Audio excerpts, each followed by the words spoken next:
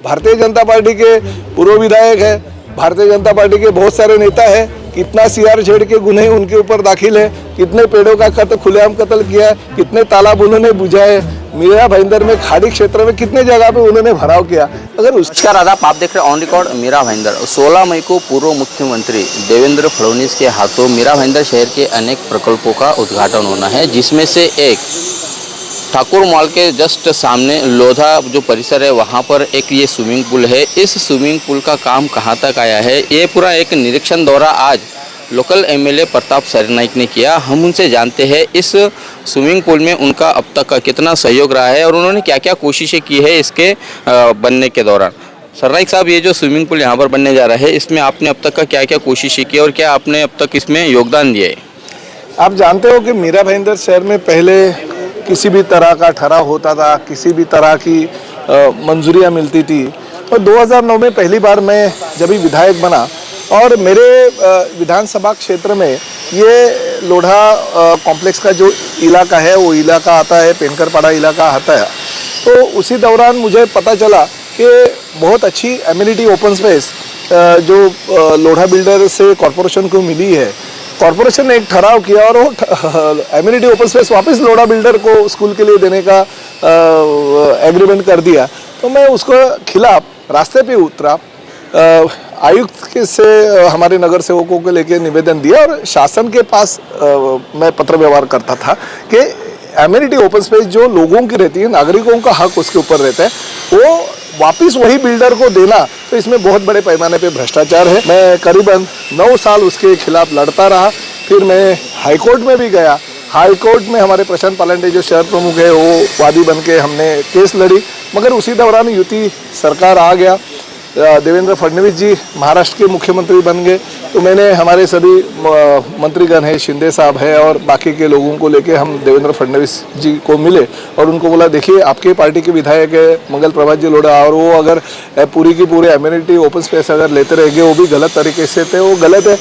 उनके पास बहुत सारी ज़मीनी है, मगर नागरिकों की हक की ज़मीन उनको लेने का कोई हक नहीं है। फिर भी वहाँ पे कॉम्प्रोमाइज़ करके आधी जगह उनके स्कूल के लिए और आधी जगह महानगर पालिका के तरन तालाब को देने का तय हो गया। इस जगह कॉरपोरेशन को हैंड ओवर की गई है। मैं फिर फॉलोअप करते रहा और यहाँ पे हमने तरन तालाब सैंक्शन करके लिया।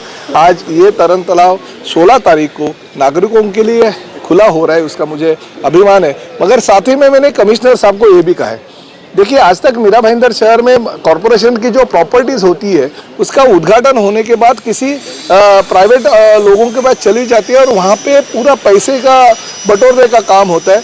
गरीबों को वहाँ पे एंट्री भी नहीं मिलती है।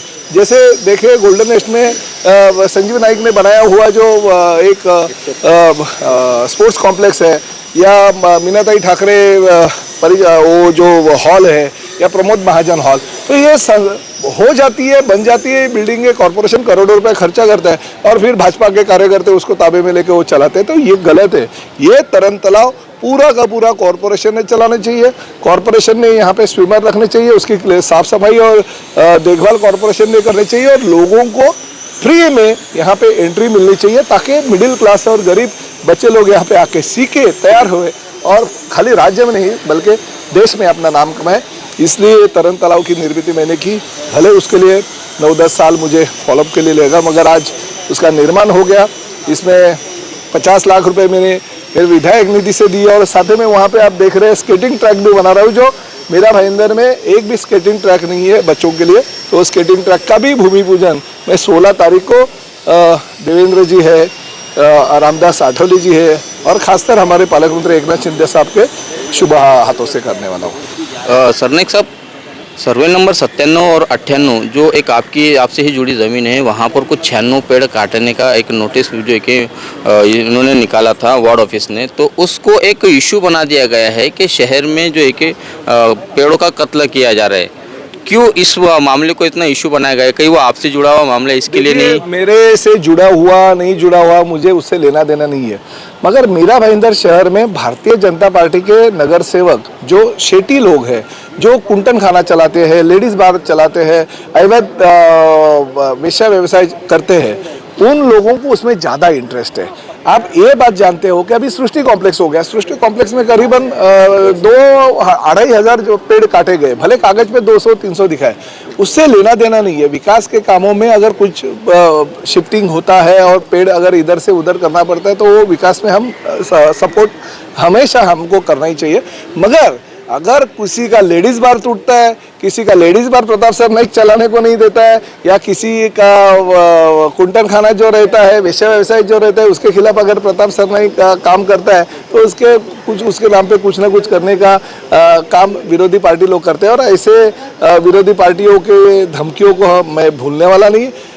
ये भी उन्होंने देखना चाहिए कि भारतीय जनता पार्टी के पूर्व विधायक है, भारतीय जनता पार्टी के बहुत सारे नेता है, कितना CRZ के गुन्हे उनके ऊपर दाखिल है, कितने पेड़ों का कत्ल खुलेआम कत्ल किया है, कितने तालाब उन्होंने बुझाए, मीरा भाईंदर में खाड़ी क्षेत्र में कितने जगह पे उन्होंने भराव किया। अगर उसके तरफ भी वो ध्यान देंगे तो पर्यावरण का बहुत अच्छी तरह से रक्षण होगा। सर, अभी हाल ही में आपने एक बयान दिया था कि कुछ नेता जो है वो सोशल मीडिया का सहारा लेते हैं, वीडियो अपने तरफ से निकालते हैं और नागरिकों को गुमराह करते हैं, तो आपका जो इशारा था वो किसके तरफ था?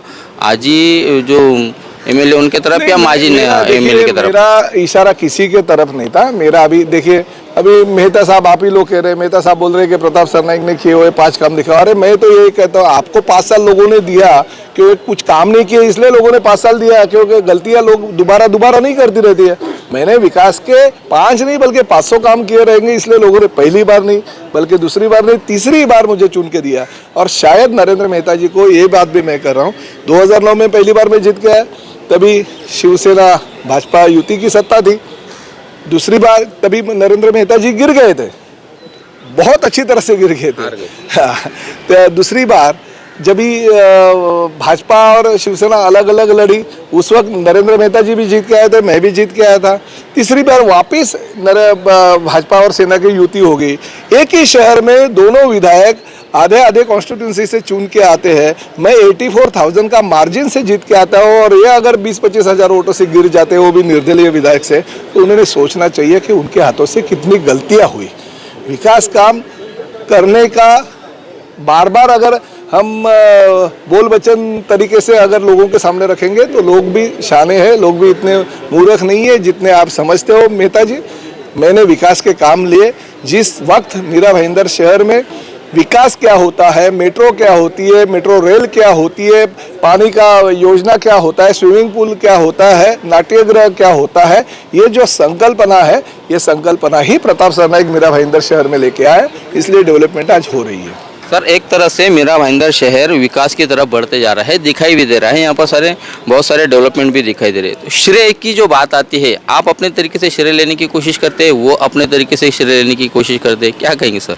नहीं, देखिए, श्रेय का बात नहीं है, लोग जानकार नहीं है।